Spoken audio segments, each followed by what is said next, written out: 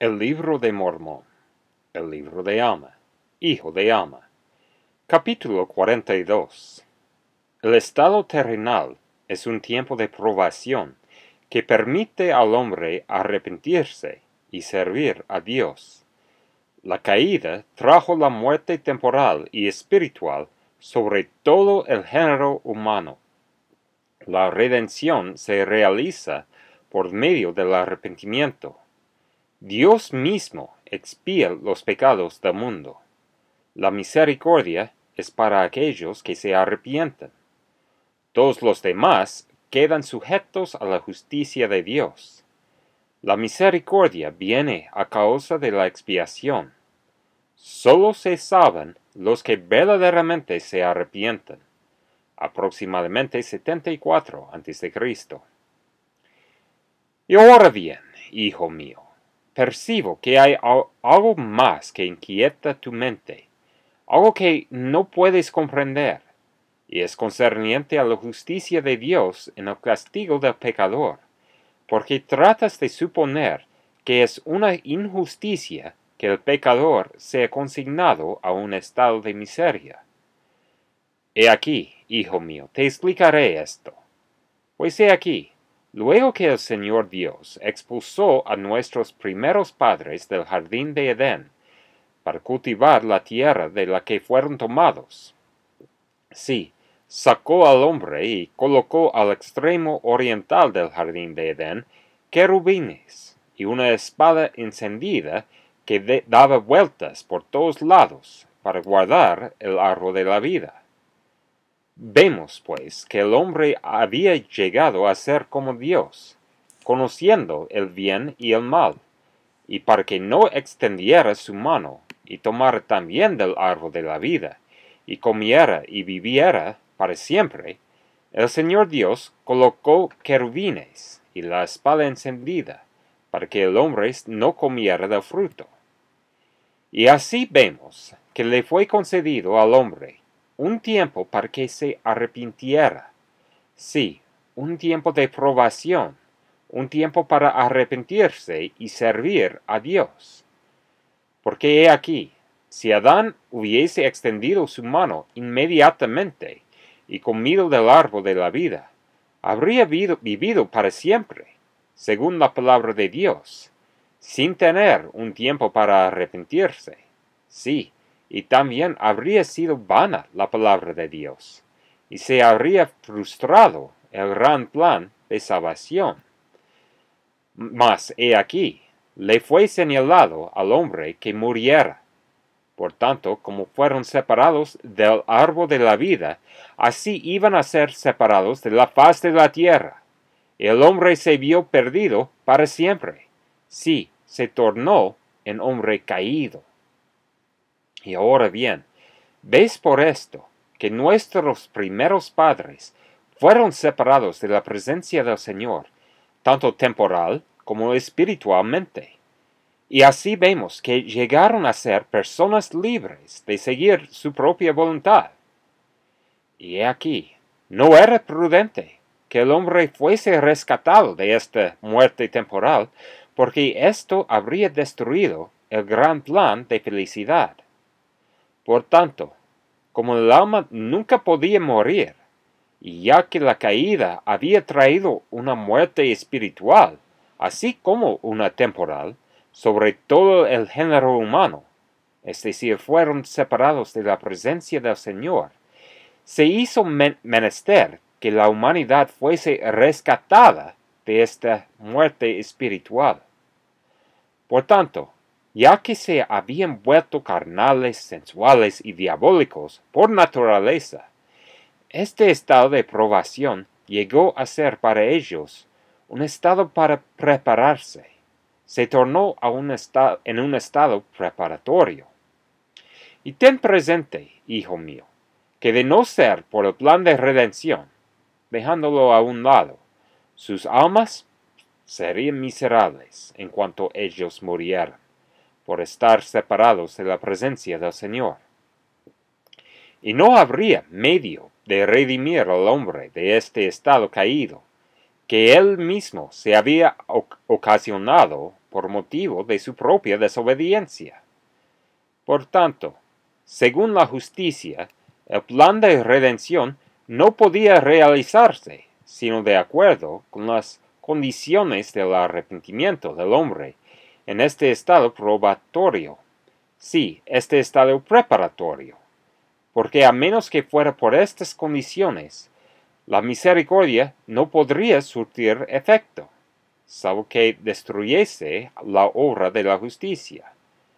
Pero la obra de la justicia no podía ser destruida. De ser así, Dios dejaría de ser Dios. Y así vemos que toda la humanidad se hallaba caída y que estaba en manos de la justicia. Sí, la justicia de Dios que los sometía para siempre a estar separados de su presencia.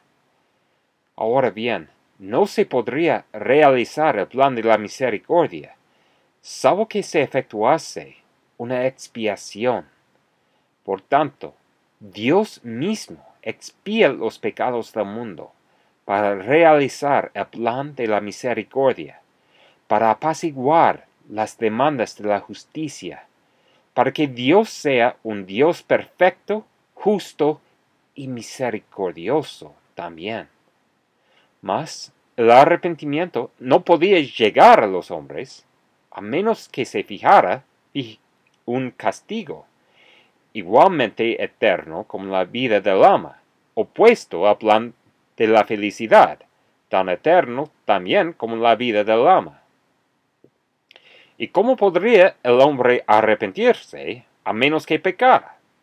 ¿Cómo podría pecar si no hubiese ley?